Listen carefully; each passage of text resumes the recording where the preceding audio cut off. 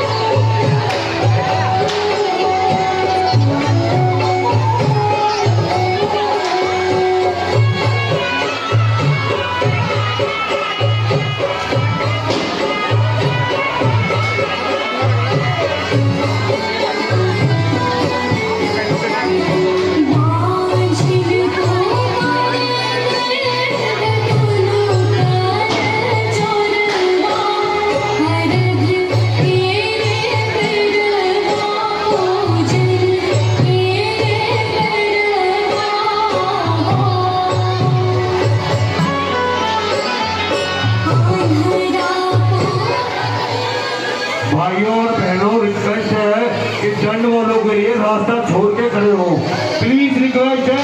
और कोई चंड और बहनों प्रिय मित्रों साइड दे दें प्लीज, बीच में जो लोग खड़े हैं वो साइड दे दें। आप लोग से कृपया करके वापिस जाता हूँ, साइड दे दें।